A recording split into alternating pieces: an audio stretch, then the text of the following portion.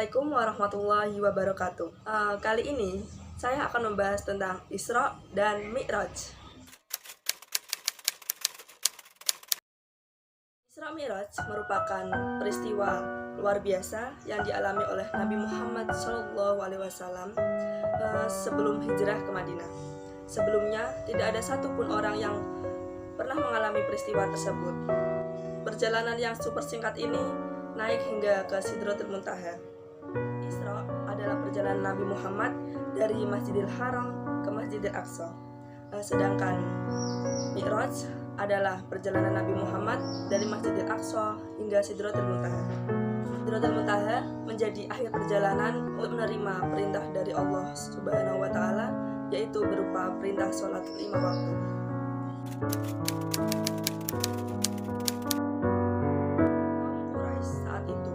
Menjadikan perjalanan Nabi ini sebagai bahan olok-olok.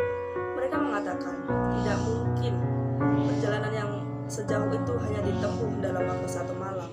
Tetapi berbeda dengan orang mukmin, mereka mempercayai bahwa peristiwa ini merupakan kekuasaan dari Allah. Isra Mi'raj ini telah disebutkan dalam Al-Quran surah Al-Isra ayat 1, yaitu yang berarti Maha Suci Allah yang telah memperjalankan hambanya pada suatu malam dari Masjidil Haram ke Masjidil Aqsa, yang telah kami berkahi sekelilingnya agar kami perlihatkan kepadanya sebagian dari tanda-tanda kebesaran.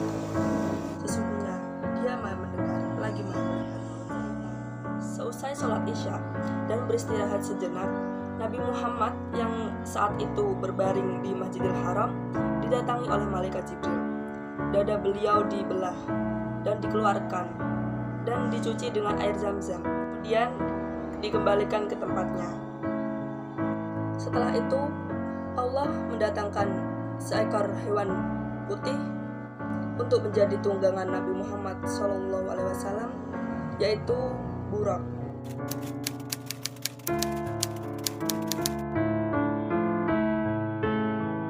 Allah SAW bersabda, "Didatangkan kepadaku Burak, yaitu hewan putih yang panjang, lebih besar dari keledai, dan lebih kecil dari bagol. Dia meletakkan telapak kakinya di ujung pandangannya," maksudnya langkahnya sejauh pandangannya. "Maka saya pun menungganginya sampai tiba di Baitul Maqdis. Lalu saya mengikatnya di tempat yang digunakan untuk mengikat tunggangan para nabi. Kemudian saya masuk ke masjid dan sholat 2 rakaat, kemudian keluar. Kemudian datang kepadaku Jibril dengan membawa bejana berisi khamar dan berisi air susu. Aku memilih bejana yang berisi air susu. Jibril kemudian berkata, 'Engkau telah memilih yang sesuai fitrah.' Kemudian Jibril naik bersamaku ke langit pertama, dan Jibril meminta dibukakan pintu. Maka dikatakan kepadanya, 'Siapa engkau?' Dia menjawab, 'Jibril.' Dikatakan lagi, 'Siapa yang bersamamu?' Dia menjawab, 'Muhammad.' Dikatakan, 'Apakah dia telah diutus?' Dia menjawab, 'Dia telah diutus.' Maka dibukakan bagi kami pintu langit, dan saya bertemu dengan Adam. Beliau menyambutku dan mendoakan kebaikan untukku. Kemudian kami naik ke langit kedua. Lalu Jibril meminta dibukakan pintu. Maka dikatakan kepadanya, 'Siapa engkau?' Dia menjawab, 'Jibril.' Dikatakan lagi, 'Siapa yang bersamamu?' Dia menjawab, 'Muhammad.' Dikatakan, 'Apakah dia telah diutus?' Dia menjawab, 'Dia telah diutus.' Maka dibukakan bagi kami pintu langit kedua, dan saya bertemu dengan Nabi Isa dan Nabi Yahya. Beliau berdua menyambutku dan mendoakan kebaikan untukku. Kemudian Jibril naik bersamaku ke langit ketiga, dan Jibril meminta dibukakan pintu. Maka dikatakan kepadanya, 'Siapa engkau?' Dia menjawab, 'Jibril.' Dikatakan lagi, 'Siapa yang bersamamu?' Dia menjawab, 'Muhammad.'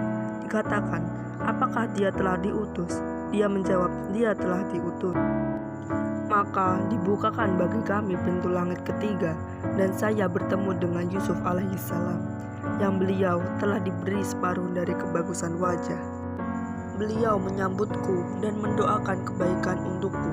Kemudian Jibril naik bersamaku ke langit keempat, dan Jibril meminta dibukakan pintu. Maka dikatakan kepadanya, 'Siapa engkau?' Dia menjawab, 'Jibril.' Dikatakan lagi, siapa yang bersamamu? Dia menjawab, Muhammad. Dikatakan, apakah dia telah diutus? Dia menjawab, dia telah diutus. Maka dibukakan bagi kami pintu langit keempat, dan saya bertemu dengan Idris alaihi salam. Beliau menyambutku dan mendoakan kebaikan untukku. Allah berfirman yang artinya, dan kami telah mengangkatnya ke martabat yang tinggi. Quran Surah Al-Maryam ayat 57. Kemudian Jibril naik bersamaku ke langit kelima, dan Jibril meminta dibukakan pintu. Maka dikatakan kepadanya, siapa engkau? Dia menjawab, Jibril. Dikatakan lagi, siapa yang bersamamu? Dia menjawab, Muhammad. Dikatakan, apakah dia telah diutus? Dia menjawab, dia telah diutus. Maka dibukakan lagi bagi kami pintu langit kelima, dan saya bertemu dengan Harun alaihi salam. Beliau menyambutku dan mendoakan kebaikan untukku. Kemudian Jibril naik bersamaku ke langit keenam, dan Jibril meminta dibukakan pintu. Maka dikatakan kepadanya, siapa engkau? Dia menjawab, Jibril. Dikatakan lagi, siapa yang bersamamu? Dia menjawab, Muhammad. Dikatakan, apakah dia telah diutus? Dia menjawab, dia telah diutus. Maka dibukakan bagi kami pintu langit, dan saya bertemu dengan Musa. Beliau menyambutku dan mendoakan kebaikan untukku. Kemudian Jibril naik bersamaku ke langit ketujuh, dan Jibril meminta dibukakan pintu. Maka dikatakan kepadanya, siapa engkau? Dia menjawab, Jibril. Dikatakan lagi, siapa yang bersamamu? Dia menjawab, Muhammad. Dikatakan, apakah dia telah diutus? Dia menjawab, dia telah diutus. Maka dibukakan bagi kami pintu langit ketujuh, dan saya bertemu dengan Ibrahim. Beliau sedang menyandarkan punggungnya ke Baitul Ma'mur. Setiap hari masuk ke Baitul Ma'mur 70.000 malaikat yang tidak kembali. Kemudian Ibrahim pergi bersamaku ke Sidratul Muntaha. Ternyata daun-daunnya seperti telinga-telinga gajah, dan buahnya seperti tempayan besar. Tatkala dia diliputi oleh perintah Allah, dia pun berubah, sehingga tidak ada seorang pun dari makhluk Allah yang sanggup menggambarkan keindahannya. Lalu Allah mewahyukan kepadaku apa yang dia wahyukan. Allah mewajibkan kepadaku 50 sholat sehari semalam. Kemudian saya turun menemui Musa alaihi salam. Lalu dia bertanya, apa yang diwajibkan Tuhanmu atas umatmu? Saya menjawab, 50 sholat. Dia berkata, kembalilah kepada Tuhanmu dan mintalah keringanan, karena sesungguhnya umatmu tidak akan mampu mengerjakannya. Sesungguhnya saya telah menguji dan mencoba Bani Israel. Beliau bersabda, maka saya pun kembali kepada Tuhanku seraya berkata, wahai Tuhanku, ringankanlah untuk umatku. Maka dikurangi dariku 5 sholat. Kemudian saya kembali kepada Musa dan berkata, Allah mengurangi untukku 5 sholat. Dia berkata, sesungguhnya umatmu tidak akan mampu mengerjakannya. Maka kembalilah kepada Tuhanmu dan mintalah keringanan. Maka terus menerus saya pulang balik antara Tuhanku dan Musa alaihi salam, sampai pada akhirnya Allah berfirman, wahai Muhammad, sesungguhnya ini adalah 5 sholat sehari semalam. Setiap sholat pahalanya 10, maka semuanya 50 sholat. Barang siapa yang meniatkan kejelekan lalu dia tidak mengerjakannya, maka tidak ditulis dosa baginya sedikit pun. Jika dia mengerjakannya, maka ditulis baginya 1 kejelekan. Kemudian saya turun sampai saya bertemu dengan Musa alaihi salam. Seraya aku ceritakan hal ini kepadanya. Dia berkata, kembalilah kepada Tuhanmu dan mintalah keringanan. Maka saya pun berkata, sungguh saya telah kembali kepada Tuhanku, sampai saya pun malu kepadanya. Hadis riwayat Muslim. Dikisahkan dalam sebuah riwayat bahwa setelah peristiwa Isra Mi'raj ini, orang-orang musyrikin datang menemui Abu Bakar As-Siddiq. Mereka mengatakan, lihatlah apa yang telah diucapkan temanmu Muhammad SAW. Abu Bakar berkata, apa yang beliau ucapkan? Orang-orang musyrikin berkata, dia mengakui bahwa dia telah pergi ke Baitul Maqdis dan kemudian dinaikkan ke langit, dan peristiwa tersebut hanya berlangsung dalam 1 malam.